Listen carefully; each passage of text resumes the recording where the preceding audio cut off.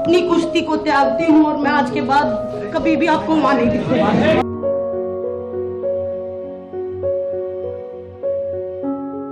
भाई मैंने पहले भी बताया था, बहन बेटियों की लड़ाई लड़ रहे थे। जो सम्मान हमें देश ने दिया है, उस सम्मान के साथ मुझे लगता है कि हम बेटियों को सम्मान नहीं दिला पाया, तो मुझे लगा कि मैं इस सम्मान का हकदार नहीं हूँ, इसलिए वापस करने आया था। पहले महिला रेसलर साक्षी मलिक ने रोते रोते रेसलिंग से संन्यास लेने का ऐलान किया। फिर इसके दूसरे ही दिन भारतीय पहलवान और पदक विजेता बजरंग पुनिया ने भी अपना पद्मश्री पदक लौटाने का ऐलान कर दिया। दरअसल बीजेपी सांसद ब्रजभूषण सिंह के करीबी संजय सिंह के कुश्ती महासंघ अध्यक्ष चुने जाने पर इन पहलवानों ने ये बड़ा कदम उठाया है।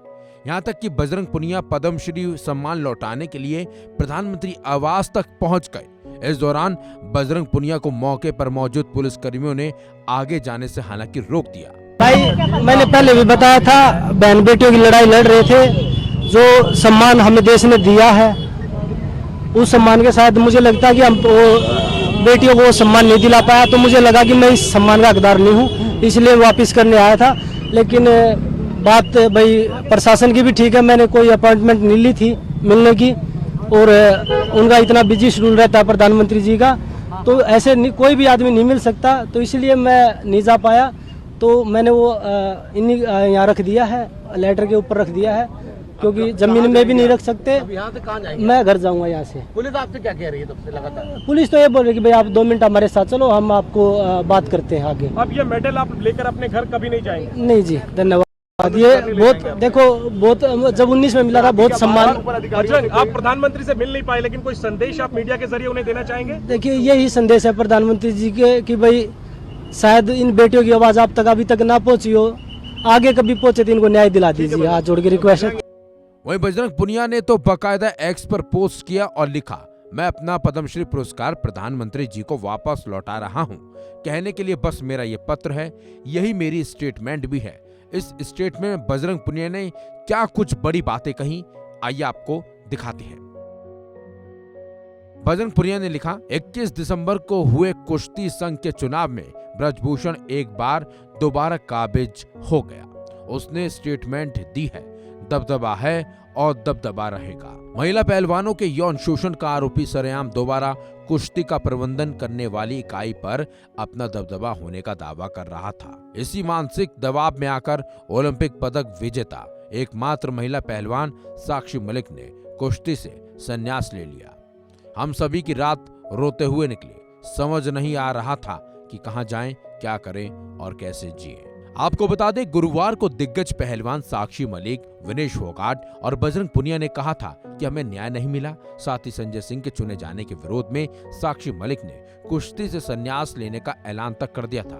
प्रेस कॉन्फ्रेंस में भावुक नजर आई दिग्गज पहलवान साक्षी मलिक ने कहा कि फेडरेशन के खिलाफ लड़ाई में बहुत साल लगे, अब जो प्रेसिडेंट बना है वो उसके बेटे से भी प्रिय है, या उसका राइट हैंड कह लीजिए। किसी महिला को भागीदारी नहीं दी गई, मैं अपनी कुश्ती को त्यागती हूँ। हम तो 40 दिन सोए रोड पे, लेकिन मैं सभी तमाम देशवासी जो भी हमारे प्रोटेस्ट में आए, दूर दूर से आए, बूढ़ी महिलाएं आई, बहुत सारे लोग ऐसे आए जिनके पास खाने कमाने के लिए नहीं है, फिर भी हमें सपोर्ट करने आए। हम नहीं जीत पाए, पर आप लोगों का बहुत बहुत धन्यवाद। और एक बात और कहना चाहूंगी कि लड़ाई लड़ी, पूरे दिल से लड़ी, लेकिन अगर प्रेसिडेंट ब्रिजभूषण जैसे आदमी जैसा ही रहता है, उसका बिल्कुल सहयोगी है, उसका बिजनेस पार्टनर है, वो अगर इस फेडरेशन में रहेगा, तो मैं अपनी कुश्ती को त्यागती हूँ और मैं आज के बाद कभी भी आपको वहां नहीं दिखूंगा।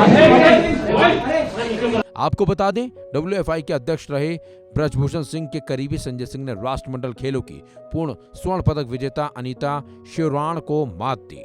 संजय सिंह के पैनल के सदस्यों ने अधिकतर पद पर आसान जीत दर्ज की। उत्तर प्रदेश कुश्ती संघ के उपाध्यक्ष रहे संजय सिंह को 40, जबकि उनके प्रतिद्वंदी शिवराण को सिर्फ 7 वोट मिले। ISS से जुड़े संजय वाराणसी के रहने वाले हैं और ब्रजभूषण के बहुत करीबी सहयोगी भी हैं। संजय सिंह ने जीतने के बाद प्रदर्शनकारी पहलवानों की तरफ इशारा करते हुए कहा भी था कि ये देश के हजारों पहलवानों की जीत है, जिन्हें पिछले 7 से 8 महीनों में नुकसान उठाना पड़ा है। अब देखना होगा कि आगे ये पहलवान और क्या कुछ कदम उठाते हैं। फिलहाल इस खबर में बस इतना ही। अपडेट्स के लिए बने रहिए वन इंडिया हिंदी के साथ।